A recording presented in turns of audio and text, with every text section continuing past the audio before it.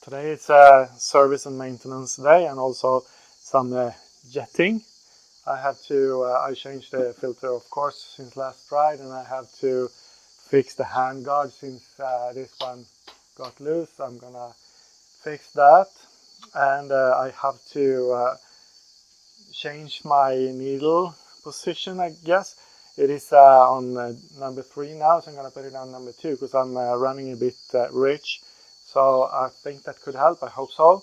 And I'm also gonna change to a new 2-stroke oil for the next time, which uses less oil than the previous. So the mixture will be a little bit kind of thinner, so that's better with the higher needle position, I guess. So it will be interesting. I never changed the needle position before, but it doesn't look too complicated, so I think that even I can do that. So let's get started. Thought I should show you the air filter box while I am cleaning. This is what it looks like on this bike. And while we are looking at the air filter box, I thought I should show you the filter cage. I've seen some that they are not sealing very well, but this one I really think it will.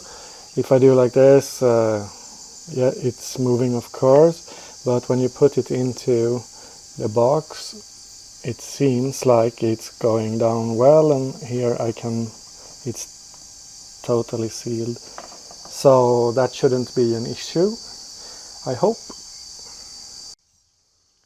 Okay, I'm pretty much done with the service and maintenance. When it comes to the handguards, I put some Loctite to the balls, and there were actually some holes in the handguards to put cable ties to keep them in place. I put some not too strong cable ties here, so they will be, if the bolts are loosening, they will still be in place, and if I crash, they are not so strong, so they will break, so I don't break the handguard. So I think that will do it with the hand guards. And I also removed the Kickstarter because there is something here that is my right boot is sticking to something, and I don't know what it is, and the only thing that was standing out a little bit was the Kickstarter. So I removed it to try one time, and I have never used the Kickstarter, so but maybe I will have to use it now when I took it off. So I try that to see, maybe I can adjust it, but I just removed it for now. When it comes to changing the needle position, it didn't really go as I planned, because but it was pretty easy to take out the slide and everything.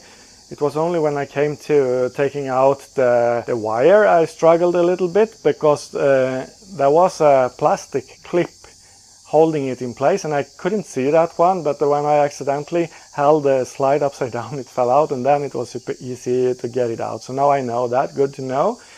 But when I should take out the needle, it seems like the screw, the bolt, was damaged, the head, so my 6mm was actually going around.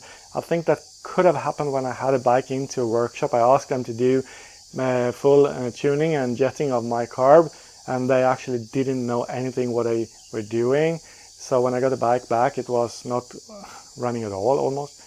So I had to go back, so I had to fix it, put it back to standard.